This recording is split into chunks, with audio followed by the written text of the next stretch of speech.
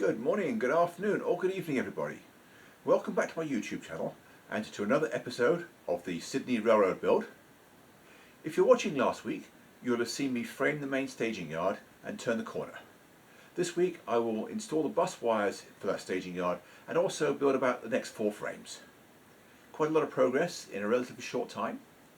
So without further ado, let's just head out to the workshop and get busy. Well, it is Monday morning. I think it is the 19th of January or somewhere around there. The next section on here will be a short section, wider at the back than it is at the front, and I will build that on casters so that I can slide it out to get access to the inside of the railroad. And then after that will be a corner section, and the old table saw is going to have to be removed, just fold it up and put somewhere. But I'm not going to work on either of those today. I'm going to work on the first straight section for this side because that's really complex in 3 dimensions. And I want to get that worked out. Well, I have it all worked out on paper, but now I need to build it, or build one of them anyway. I don't have enough wood in stock to do the whole side, but I want to do one and prove the concept, and then I will work back around this corner to the end that I've already built. Anyway, I've got a lot of different size pieces to cut, some of which are quite oddly shaped. So I'm going to get some of those done, and I will be right back. Well, I've marked out 5 of the S-shaped joist on a 10 3/4 inch wide strip of plywood. It gets me 20 of them out of a sheet, with a 4.5 inch wide strip left over. What I think I will do for the next batch is start by cutting an 8 inch strip off the end of the plywood. That will give me a 48 by 8 usable offcut. But for the first piece, I didn't want to risk making it an 1/8 of an inch too short or anything stupid like that, and losing 4 joists. So I've now got to figure out the best order of cutting to get everything cut out. And then once I have the first batch done, I will draw around it on the other pieces. I think it'll be quicker than plotting everything like this. So let me get organized and get these joists cut, and I will be right back. Well, I have cut a whole load of these joists. I've got 20 of them. There's just 8 in this pile, and these are finished. These are the 8 that I need for the first frame. These are just blanks. They're cut to size, but I haven't sanded them or drilled the holes in them yet.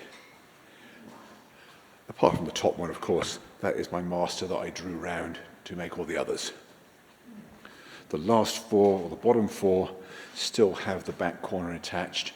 That is because as the grades separate, I will have to start trimming this piece further down, but I will then be able to have a tongue out of here between the 2 tracks. So that is why I've left those corners on. If I'd thought about it a little bit earlier, I could have had more of them with the corners on. But I think I'm going to end up with enough because I can get as many as 8 from the next sheet, and I think that's all I need. Anyway, I'm going to go back on the table saw now, cut a load of strips in the various widths that I need, and I will be right back. So don't go away. Here is the frame assembled. It's a combination of several different techniques that I've used on previous railroads. You may recall the S-shaped joists from Dining Room Central, and that is combined with the C brackets that I used on the N-scale layout and the Keweenaw and Scenic Valley. This vertical piece is not glued in yet, but it's just put there temporarily, just to show you how it goes.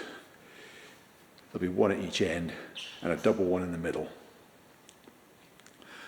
Actually, there'll be 2 sticks here, 4 sticks in the middle, and 2 at the other end. And of course, when I'm bolting adjacent sections together, we actually get 4 ply at the ends as well. That's why there's a double joist in the middle. And those have to be really stiff because the whole stability of the upper deck depends on it.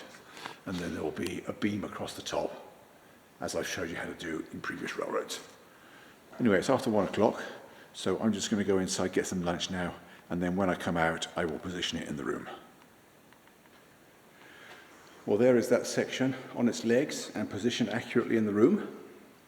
To get it in the right place longitudinally, I started by stretching a string line across this end, tying it to the old table saw, and measuring back from there. to get it in the right place laterally, it's just a simple case of measuring from the staging yard benchwork. I've also leveled it, although it's not necessarily at exactly the right height. That'll be an easy matter to adjust once I join it up. Well, as can be seen from this open floor space, I have now cut up all the remaining plywood.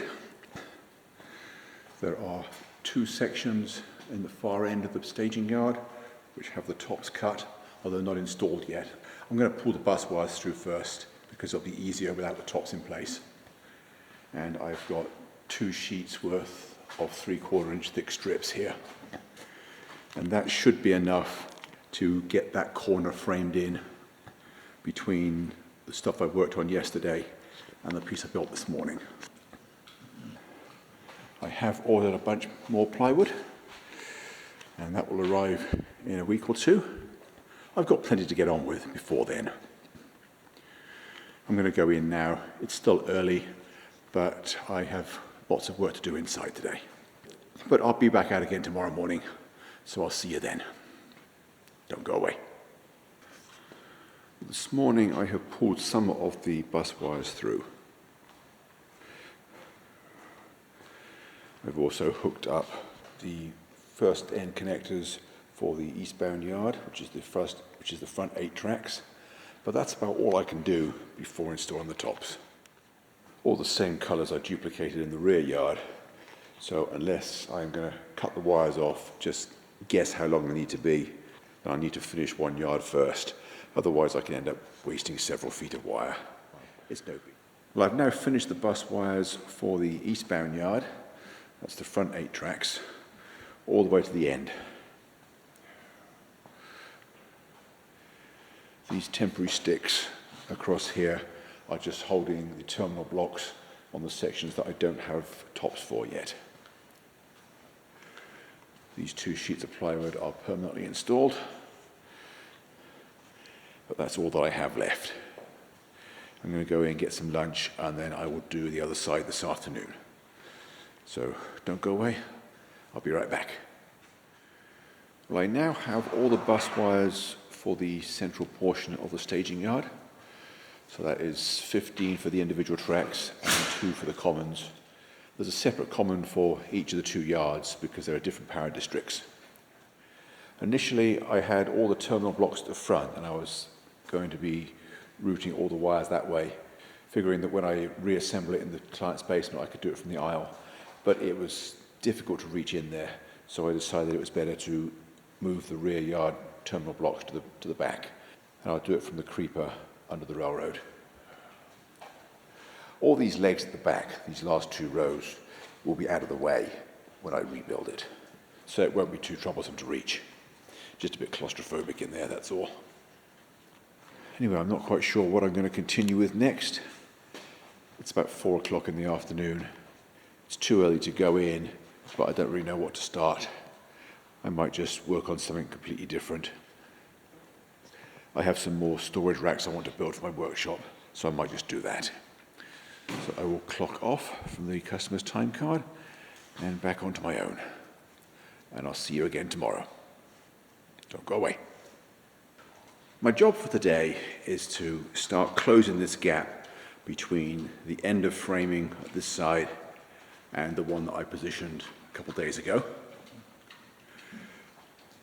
I have already built the next frame that goes in here, which is about a half-size piece. It's only 38 inches along the front, a little bit wider on the back. It's tapered, and if you recall from the previous video, it has to roll on casters to allow me to get in and out of the railroad while I'm building it. So let's head over to the workbench and take a look. Here is the top frame assembled. It's pretty basic. I have a set of casters, which I bought at Lowe's yesterday, and the next task is to build a set of legs for it with the casters on the bottom, and then, of course, get that the right height. So let me just get on with that quickly, and I will be right back. Well, that is the rollabout section built and installed. Moves pretty easily. It's just light-duty casters. They're spec'd to support 40 pounds each, and I'm thinking the whole frame is only about 40 pounds. I think what I'm going to do is move this leg just a little bit, and then I'm going to put some blocks on the back on both sides, so that when I push it back into place, it just hits the other frame and stops in the right place every time. The important thing to note with this frame is the 10-degree angle at the end. There's nothing magical about being 10 degrees. The important thing is that it is wider at the back than it is at the front. That way, as soon as I start moving it out, it gives itself clearance. If I made the ends parallel, it would jam. I was going to put diagonal bracing on the legs, but it doesn't need it. It's plenty solid enough. Each of the corner joints has 4 screws in it, and those are giving it enough stiffness. So I'm going to call that section done, and I'm just going to start working on the next one. Well, that is the corner frame built. I've also sanded the bottom, but I'm not going to put it on legs just yet. I'm going to go in, get some lunch, and I'm going to come back out and do that this afternoon. So don't go away, I will be right back. Well, the next section is now done. The piece that fills in the gap.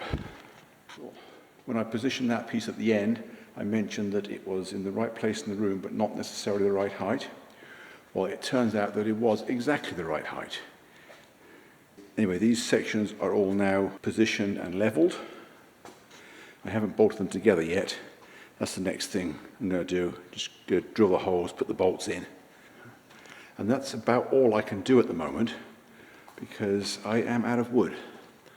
Here is the floor, where it used to be.